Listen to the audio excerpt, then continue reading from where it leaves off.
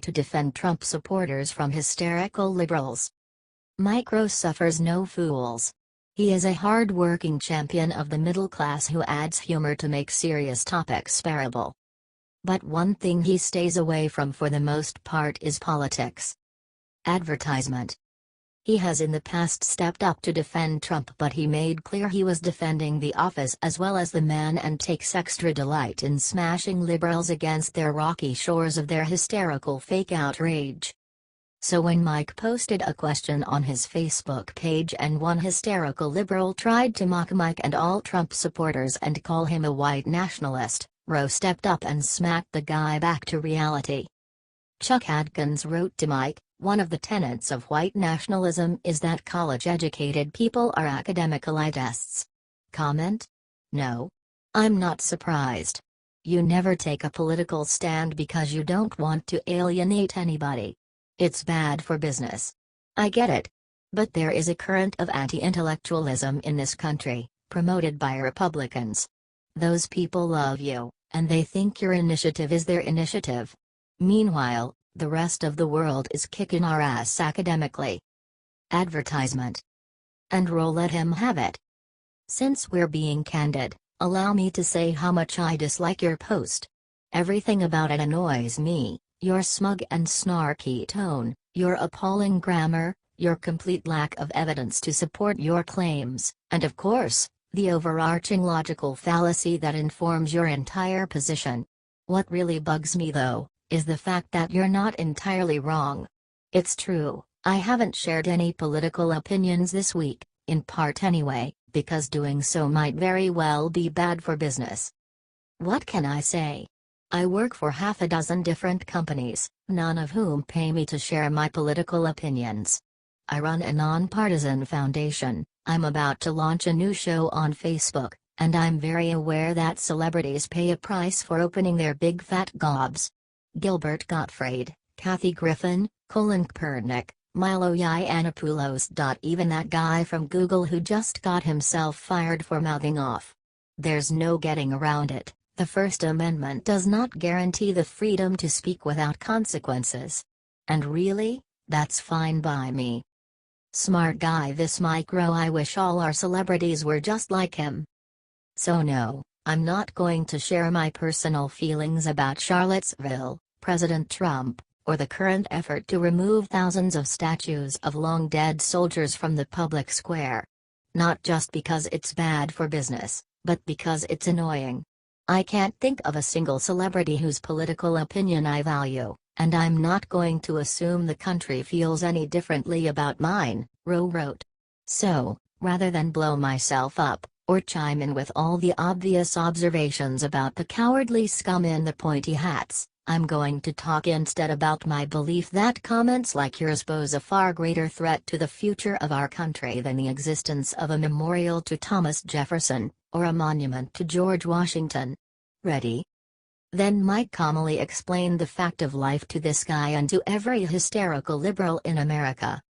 You say that white nationalists believe that everyone who goes to college is an academic elite. You then say that Republicans promote anti-intellectualism. You offer no proof to support either claim, but it really doesn't matter. Your statements successfully connect two radically different organizations by alleging a shared belief. Thus, white nationalists and the Republican Party suddenly have something in common, a contempt for higher education. Then, you make it personal. You say that Republicans love me because they believe that my initiative and their initiative are one and the same. But of course, their initiative is now the same initiative as white nationalists. Very clever. Without offering a shred of evidence, you've implied that Republicans who support Mike Rowe works do so because they believe I share their disdain for all things intellectual. And poof, just like that, Republicans, white nationalists, and Mike Rowe works are suddenly conflated, and the next thing you know, I'm off on a press tour to disavow rumors of my troubling association with the Nazis. Far-fetched? Far from it. That's how logical fallacies work. A flaw in reasoning or a mistaken belief undermines the logic of a conclusion, often leading to real-world consequences. And right now, Logical fallacies are not limited to the warped beliefs of morons with tiki torches, and other morons calling for more dead cops. Logical fallacies are everywhere. As I type this, a Democrat on CNN is making an argument that says, because Thomas Jefferson owned slaves, those Republicans now opposed to tearing down his memorial are pro-slavery, and therefore aligned with the modern-day KKK. That's a logical fallacy. Over on Fox, a Republican is arguing that any Democrat who has not yet condemned the senator from Missouri for publicly wishing that Donald Trump be assassinated, is guilty of wishing for the exact same thing. That's a logical fallacy. Yesterday, on the Science Channel, Neil deGrasse Tyson, a noted astronomer, tweeted that the ability of scientists to accurately predict the solar eclipse was proof that predictions of global warming were also accurate. That's a logical fallacy. Then Rowe slapped the guy. Want to hear another one? Imagine something like this, unfolding over on MSNBC. Good evening, America. Our top story tonight. Chuck Atkins is a racist. Why? Because he can't spell. Just look at his grammar. In a recent post on Mike Rowe's Facebook page, Mr. Atkins, while bemoaning America's global academic standing, not only misspelled elitist, he used tenants when he meant tenets. He neglected to use a hyphen in anti-intellectual, and he misplaced several commas and apostrophes. But why is he a racist, you ask? Simple. Because everyone knows racists are ignorant.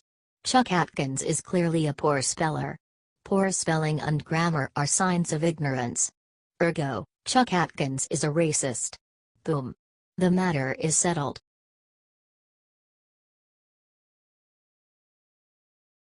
Breaking: Maria Chappelle Nadal has just been removed. It has finally happened. Maria Chappelle Nadal has been removed from her post. She absolutely deserved it, as she was yet another liberal to call for the assassination of President Trump. Liberals are being welcomed to normal society. They suffer the consequences of their actions. Nadal is a state senator who called for Trump's assassination and has been successfully removed from her role. This was very quick after her deleted Facebook post and then the Secret Service investigation. Advertisement. Maria Chappelle Nadal made the mistake of posting on Facebook that she hoped President Trump would be assassinated. Imagine a Republican saying this about Obama. That person would have been put in jail the next day. Tuesday morning, Senate Democratic Caucus leader Senator Gina Walsh said Maria Chappelle Nadal is a distraction to senators and released a statement saying she has been removed from all committees. It is important that the Missouri Senate conducts their work without distractions. With that in mind, Senator Chappelle Nadal has been removed from her committee assignments. This will help to ensure the success of the Senate and the state going forward, she said. Advertisement. Before her removal, she was a member of 8 different committees. Well, that's all over now. With the constant stream of rhetoric, hate, and law-breaking by the left, it was overdue for one to face the consequences of their actions. She will be the first of many to be held responsible for their actions. The controversial comment by Chappelle Nadal, made on Thursday, prompted other lawmakers to call for her resignation. The comment was deleted shortly after, but a screenshot was already making the rounds on Twitter. The U.S. Secret Service investigated the post that read, "I hope Trump is assassinated." What do you think about this? Did she get exactly what she deserved? Is this the example we were waiting on?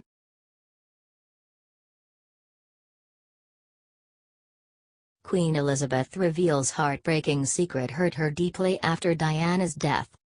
The Queen was very upset about the critique she received regarding her handling of Princess Diana's death. She agreed to address the nation following the tragic death in the 90s as part of her duty. According to former senior courtier, Sir Malcolm Ross, who was in charge of organizing the funeral, the monarch felt her priority lay with her grandsons in Scotland and both she and her staff were upset at the upsurge of feeling against them. Advertisement. he did was it was the Queen who decided that her former daughter-in-law be given a royal funeral to honor her. This is a classy and respectable move by the long-living monarch. She agreed the Union Jack at Buckingham Palace, and that wrought controversy in itself because of traditions. Philip in Balmoral on August 31, the day of Diana's death, and the royals were criticised for staying in Scotland for another week rather than returning to Buckingham Palace. Advertisement. The Queen made a special public address, on September 5 to share her family's grief with the nation, and agreed to make the speech because of her sense of duty. Sir Malcolm was open about the Queen. She was very strong and didn't reduce the standard of death in the royal family. Her father's death was very high profile and she maintained that standard across the board. The protocols to the royal family are very essential to the monarchy and the people of the UK. Even Diana's own sister, Lady Sarah McCorquodale, says she backed the monarch's judgment. "I used my fringe as a safety blanket," she said, referring to Prince William.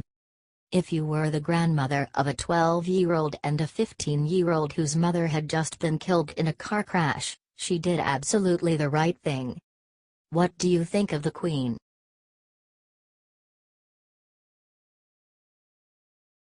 Oregon governor signs gun confiscation law, violates 2nd and 14th Amendments. In a disturbing move that reeks of tyranny, Oregon Governor Kate Brown signed a Democrat bill into law that permits the Oregon government to steal guns without notice. The law, based off of Oregon Senate Bill 719, has faced massive resistance from Republicans and Oregon citizens alike. Despite this, the local governments managed to sign it into law. Oregon is no longer a free state. Advertisement. This new anti-Second Amendment law allows all officials in the state of Oregon to order the removal of guns from the possession of free individuals. There is no evidence that is needed to perform the confiscation. The gun owner isn't given a hearing until after. Worse yet, the only way for the gun owner to get his gun back is to file a case and prove his innocence. Yes, this is guilty until proven innocent. It is unconstitutional in more than one way. If we keep ceding our rights, we won't have any left. It's also a direct violation of the 14th Amendment. This amendment gives everyone the right to a formal hearing before his or the tyrannical government steals her property. Advertisement. All persons born or naturalized in the United States, and subject to the jurisdiction thereof, are citizens of the United States and of the state wherein they reside. No state shall make or enforce any law, which shall abridge the privileges or immunities of citizens of the United States, nor shall any state deprive any person of life, liberty, or property, without due process of law, nor deny to any person within its jurisdiction the equal protection of the laws. The 14th Amendment of the United States Constitution conflicts with the new Oregon law. The law refuses to give citizens due process and then steals their Second Amendment rights. This must be struck down immediately. Despite this massive overreach of the state government, zero mainstream media outlets have reported on it. Not CNN, not MSNBC, and not even Fox News has covered this story in depth. It's high time that this go viral, so that the people of America know what's happening right under our noses. What do you think of this story?